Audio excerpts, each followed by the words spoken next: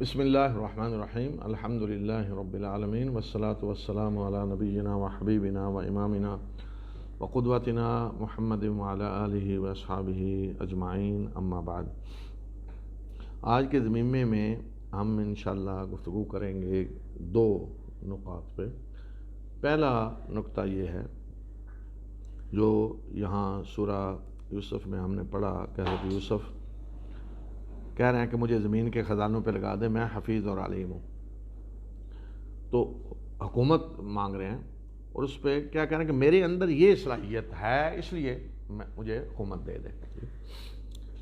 تو دوسرا نقطہ ہے کہ حکومت طلب کرنا، منصب طلب کر رہے ہیں حضرت یوسف، اس پہ ہم بات کریں گے کہ شرعی حکم کیا ہے۔ تو ہمارے ہاں کافی بحث اس بات پہ ہوتی رہتی ہے کہ جو شرط رکھی گئی ممبران اسمبلی یا ظاہر ہے انہی میں سے پھر وزیر اعظم یا وزراء جو بنتے ہیں یا حکمران بنتے ہیں کہ ان کا صادق اور امین ہونا، کہ وہی الیکشن لڑ سکتا ہے جو صادق اور امین ہو۔ تو اس کے خلاف بڑی باتیں کی جاتی ہیں کہ دیکھیں جی وہ صادق اور امین کی شرط رکھ دی گئی اور گویا کہ بڑا کو مولوی بنانا ہے کسی کو، اور بڑا وہ متقی پرہیزگار بڑا بنانا ہے کہ صادق اور امین ہو، تو یہ تو بڑی وہ ہے مولویانہ قسم کی شرط ہے، یہ نہیں ہونی چاہیے۔ تو اچھا، تو دیکھیں پہلی چیز تو یہ ہے کہ صادق اور امین اس کی اپوزٹ کیا ہے؟ صادق کی ضد کیا ہے؟ صادق معنی سچا، اس کے الٹ کیا ہے؟ جھوٹا۔ اچھا، امین امانت دار، اور اس کے مقابلے میں کیا ہے؟ خائن، خیانت کرنے والا، جی امانت میں خیانت کرنے والا۔ تو اگر ہم کہیں کہ صادق اور امین نہیں ہونا چاہیے تو اس کا مطلب ہم کہہ رہے ہیں کہ جھوٹا اور خائن ہونا چاہیے، یہی ہے نا کہ یہ نہ ہو تو پھر یہ ہے۔ اچھا، عقل سے ذرا کام لیں کہ ہم کیا کہہ رہے ہیں۔ اچھا، دوسری بات یہ کہ یہ جو دو صفات ہیں صادق اور امین، یہ تو ہر مسلمان کو ہونا چاہیے، صرف حکمران کے لیے نہیں، حکمران کے لیے تو اس سے زیادہ ہے جو یہاں بتایا گیا ہے۔ صادق اور امین تو ہر مسلمان کو ہونا چاہیے۔ رسول اللہ صلی اللہ علیہ وسلم خطبہ جب دیتے تھے تو حضرت انس بن مالک رضی اللہ تعالیٰ عنہ کہتے ہیں کہ جو بھی خطبہ رسول اللہ صلی اللہ علیہ وسلم دیتے تو اس کے شروع میں آپ فرماتے کہ سن لو کہ لا ایمان من لا امانت علیہ، کہ جس شخص کے اندر امانت نہیں ہے اس کا ایمان نہیں ہے۔ ایمان کی نفی آپ کر، جس کے اندر امانت نہیں ہے یعنی جو امین نہیں ہے اس کا ایمان نہیں ہے۔ اور آپ فرماتے ہیں ولا دین لمن لا عہد لہ، کہ جو عہد کی پابندی نہیں کرتا اس کا دین نہیں ہے۔ جی، تو ہر مسلمان کو ہونا چاہیے امانت دار، ہر مسلمان کو ہونا چاہیے عہد کی پابندی کرنے والا، اور ہر مسلمان کو سچا ہونا چاہیے۔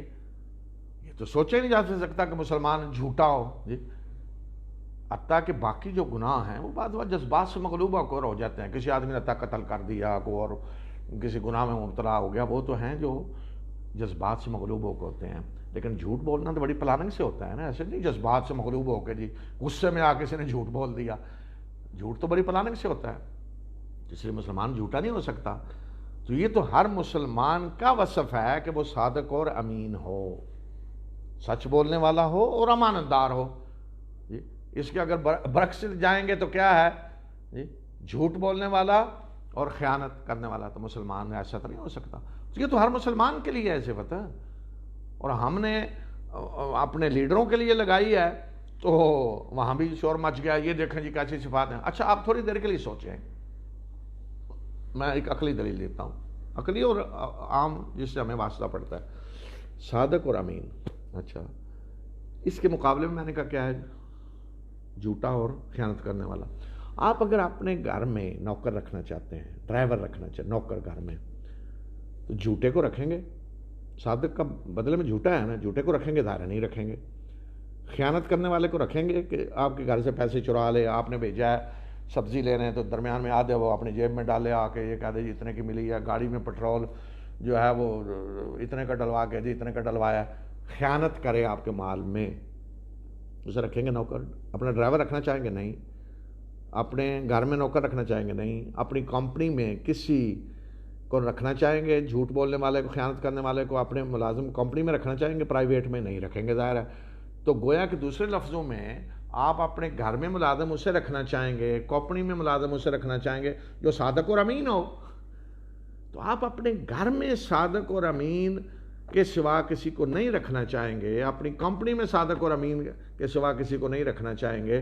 تو سب سے بڑا منصب جو آپ جن کو دے رہے ہیں، قوم کی امانتیں پوری قوم کی جن کے حوالے کر رہے ہیں، پوری قوم کا حال اور مستقبل جن کے حوالے کر رہے ہیں، اقتدار جن کو دے رہے ہیں، وہ کہتے ہیں جی وہ صادق اور امین نہیں ہونے چاہیے. گویا کہ ان کو آپ اتنی اہمیت بھی نہیں دے رہے کہ جتنے آپ کے گھر کے ڈرائیور کے ہے یا گھر کے نوکر کی ہے، اتنی اہمیت بھی نہیں آپ دے رہے اپنی قوم کے معاملات کو اور حکومت کے معاملات کو. اس کی وجہ کیا ہے؟ اس کی وجہ ہے کہ یہ ہے مفاد پرستی، کہ جہاں آپ کا اپنا مفاد ہو وہاں آپ چاہیں گے کہ آپ کا ہر نوکر صادق اور امین ہو، اور باقی قومی مفاد کی کسی کو پرواہ نہیں ہے. وہاں قومی مفاد ہے، ہمارا کون سا ذاتی ہے؟ یہ ہے پھر خیانت، جو پوری قوم سے خیانت ہوتی ہے. تو سوچیں ذرا کہ جب ہم گھر میں نوکر اس کو رکھنا چاہیں گے جو صادق اور امین ہو، یعنی جو بددیانت نہ ہو اور جھوٹا نہ، اس کو رکھنا چاہیں گے، تو قوم کے منصب کیسے ان کو دے دیں گے جو صادق اور امین نہیں ہے؟ اچھا، ایک تو یہ. دوسرا یہ کہ حکمران کے لیے صرف یہ کافی نہیں کہ وہ صادق اور امین ہو. یہ تو میں نے کہا یہ تو عام مسلمان کے لیے ہے.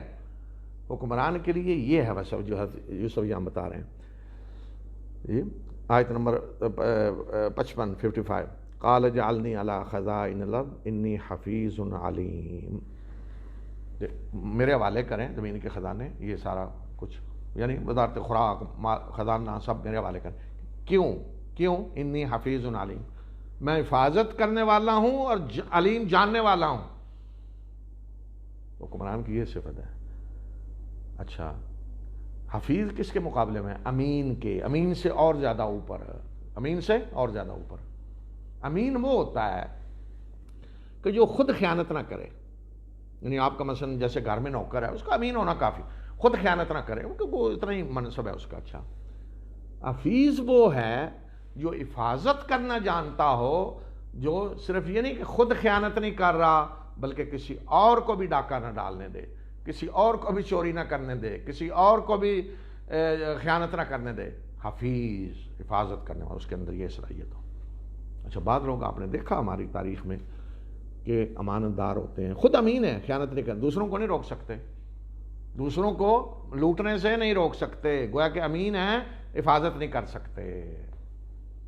حضرت عمر رضی اللہ تعالیٰ عنہ کو دیکھیں نشان، مینجمنٹ، حفیظ، کسی کی مجال نہیں، کوئی ذرا سرکاری مال میں ادھر ادھر کو کر دے، نہ خود نہ کسی اور کو قریب آنے دے.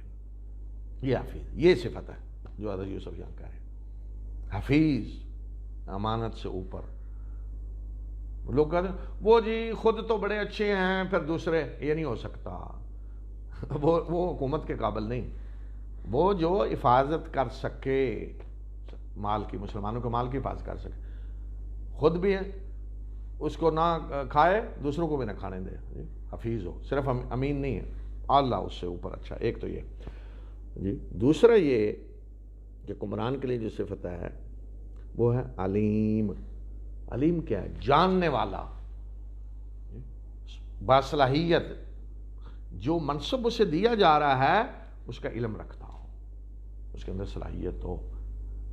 اگر مینجمنٹ کا معاملہ ہے، مینجمنٹ کی صلاحیت ہو. جو اسے منصب دیا جا رہا ہے اس کو چلانے کی اس کے اندر صلاحیت ہو. علیم ہونا چاہیے، معاملے کو جاننے والا. تو حضرت یوسف نے کیا کہا کہ یہ جو کچھ میں کہہ رہا ہوں میرے حوالے کریں، میں جانتا بھی ہوں اس کو مینج کیسے کرنا ہے، سارے انتظامات کیسے کرنے ہیں، یہ قید جو آ رہا ہے اس سے قوم کو کیسے بچانا ہے، جانتا بھی ہوں، علیم بھی ہوں، اور حفاظت بھی کروں گا. یہ حکمران کی صفات ہے. صرف صادق اور امین، اس سے بڑی چیزیں ہیں دونوں. اچھا، پھر دیکھیں جو عام ملازم کو رکھتا ہے اپنے ہاں. اب سورہ قصص اور جو آگے آ رہی ہے جی، اس میں حضرت موسیٰ کا واقعہ ہے. حضرت موسیٰ جب مدین گئے اور شعیب کی ایک بیٹی انہیں باپ کو کہتی ہے کہ انہیں نوکر رکھ لیں، اور وہاں وہ کیا کہہ رہی، ان خیر من استاجرت القوی الامین، القوی الامین، کہ سب سے بہتر نوکر جسے آپ رکھیں وہ کون ہونا چاہیے؟ طاقتور اور امین. امین وہاں بھی ہے، طاقتور اور امین. اب وہاں ڈیوٹی کیا تھی حضرت شعیب کے؟ بکریاں چرانا. وہاں کو مینجمنٹ تو نہیں نا، کوئی حکومت چلانی ہے، بکریاں چلانا، بکریاں چرانا. جی تو وہاں ان کی بیٹی نے کہا کہ سب سے بہترین شخص جسے نوکر رکھیں وہ القوی الامین، طاقتور اور امانت دار. تو اگر کام اس طرح کا ہے تو وہاں ظاہر ایک تو طاقت چاہیے اور دوسرا امانت. امانت ہر جگہ چاہیے. مثلا اپنے ڈرائیور بھی رکھنا ہے تو آپ ایک تو دیکھیں گے کہ وہ جی صلاحیت رکھتا ہے، طاقت ہے اس کے اندر، ساتھ امانت داری. گھر میں کوئی نوکر آپ دیکھیں گے طاقتور کام کر سکتا ہے، بھاگ دوڑ، لیکن امانت داری ساتھ لازمی. امین ہونا ہر جگہ لازمی عام نوکروں کے لیے. آپ کو مینیجر رکھتے ہیں، اس کی صلاحیت ہے اندر، ساتھ ہی ایک امین بھی ہے. یعنی امین تو ہر جگہ، لیکن حکومت کا معاملہ تو امین سے اوپر ہے معاملہ. وہاں حفیظ بھی ہونا چاہیے، حفاظت کرنے والا. لیکن عام معاملات میں امین. اور جہاں کام طاقت کا ہوگا، بھاگ دوڑ کا ہے، وہاں القوی ہونا چاہیے، طاقتور. شعیب کی بیٹی یہ کہہ رہی ہیں. اچھا، دوسری بات جو یہاں ہے کہی گئی ہے وہ یہ کہ کیا اس طرح عہدہ کو طلب کیا جا سکتا ہے جیسا یوسف نے کہا کہ میرے حوالے کر دیں؟ تو حدیث میں رسول اللہ صلی اللہ علیہ وسلم نے منع کیا ہے منصب آگے بڑھ کے مانگنا، طلب کرنا. تو حضرت یوسف یہاں کہہ رہے ہیں. تو اصل بات یہ ہے کہ اگر تو اس طرح کا ماحول ہو جس طرح صحابہ تھے، سارے باصلاحیت، اللہ سے ڈرنے والے، یعنی جس کو بھی منصب دیا جائے وہ اہل ہے، اس کو صحیح طرح چلا سکتا ہے، مینج کر سکتا ہے. تو ایسے حالات میں تو بہتر یہی ہے کہ آدمی آگے بڑھ کے نہ مانگے. اس لیے کہ کوئی بھی منصب، اور خصوصاً اقتدار، بہت بڑی ذمہ داری، پوری قوم کا اللہ کے ہاں حساب جا کے دینا ہے. کچھ اپنا نہیں ذاتی، پوری قوم کا حساب دینا ہے. یہی حضرت عمر رضی اللہ تعالیٰ عنہ فرمایا کرتے تھے نا کہ اگر دجلہ کے کنارے ایک کتا بھی مر گیا بھوکا تو عمر سے پوچھا جائے گا. ایک ایک جانور کا حساب دینا ہے. جانور کیوں بھوکے مرے، یہ کیوں ہوا، ایک ایک چیز. اتنا بڑا حساب اللہ کے ہاں، اتنا بڑا کو بوجھ اپنے اوپر اٹھا رہا ہے تو بڑی ذمہ داری. تو آگے بڑھ کے نہ آدمی طلب کرے، یہی رسول اللہ صلی اللہ علیہ وسلم نے فرمایا. لیکن اگر ماحول اس طرح کا ہے جس طرح وہاں تھا، سارے کافر اور بدماش اور چور اور ڈاکو، اور وہ پہلے ہی کہتانے والا ہے تو وہ ڈاکو چور اور نہ مینج کریں گے، باقی جو ہے اسے بھی لوٹ مار کر کے کھا جائیں گے. جی تو وہ پتہ چلے جی گندم کی بوریوں میں مٹی بھر کے رکھی ہوئی ہے. جی تو اس طرح کا اگر ماحول ہو، اور پھر اگر کوئی آدمی دیکھے کہ میرے اندر ہے صلاحیت کہ میں یہ کام کر سکتا ہوں، مینج کر سکتا ہوں، انسانیت کی خدمت کر سکتا ہوں، تو پھر آگے بڑھ کے کہنے میں کوئی حرج نہیں کہ میرے حوالے کریں، میں اس کو چلاؤں گا، میرے اندر صلاحیت ہے، میں حفیظ ہوں، علیم ہوں، یہ مینج کرنا جانتا ہوں، حفاظت کرنا جانتا ہوں. وہاں آگے بڑھ کے ایسا منصب طلب کرنا یا حکومت طلب کرنا آگے بڑھ کے، جہاں ظاہر ہے جیسے ہمارے یہاں الیکشن ہی میں ہر کوئی آ کے طلب کرتا ہے. ایک سیاسی پارٹی یہی کہتی ہے نا کہ اقتدار ہمیں دیں، ہم بہترین خدمت کریں گے، چلائیں گے. تو اس طرح کوئی بھی جس کے اندر یہ صلاحیت ہے اپنے انفرادی یا پارٹی کے طور پہ آ کے کہتا ہے جی ہم بہتر چلائیں گے، اس وہ دیکھ رہا ہے صلاحیت ہم چلا سکتے ہیں، تو آگے آ کے اگر کہتا ہے تو بالکل کہنا چاہیے، کوئی حرج نہیں اس میں. تو اس میں یہ نہیں کہہ سکتے کہ آپ اقتدار طلب کر رہے ہیں. اور پھر ہمارے یہاں جو اقتدار میں بیٹھے ہوتے ہیں، اگر کوئی آ کے کہتا ہے جی کہ میرے حوالے کریں میں بہتر چلاؤں گا، یہ جی اقتدار کا بھوکا ہے، تو بھئی آپ کی بھوک کیا ختم ہو گئی ہے؟ جو آپ جب آئے، آپ نے جب مانگا اقتدار تو آپ کو بھی بھوک تھی اس وقت، آپ بھوکے تھے جو مانگا. تو اگر اب بھوک ختم ہو گئی تو دوسرے کے حوالے کر دیں. تو عجیب یہ بات ہے کہ اقتدار کا بھوکا ہے. تو اس طرح اگر کوئی مانگتا ہے، جبکہ آپ کے ہاں نظام ہی یہ ہے کہ سیاسی پارٹی کوئی بنا کے ہر کوئی کہہ سکتا ہے اقتدار مجھے دے، تو اگر کوئی سمجھتا ہے کہ وہ انسانی خدمت کر سکتا ہے، مانگتا ہے، تو کوئی حرج نہیں شرعی طور پہ. لیکن اگر کوئی دنیا کے لیے مانگے گا، لوٹ مار کے لیے، تو پھر اس سے زیادہ کوئی تباہی نہیں ہے کہ اتنی بڑی پوری قوم کی ذمہ داری اللہ کے ہاں جو دینی ہے وہ آدمی اپنی دنیا کے لیے آخرت برباد کر لے. تو یہ چند باتیں میں اس ضمن میں کہنا چاہتا تھا. وآخر دعوانا الحمدللہ رب العالمین.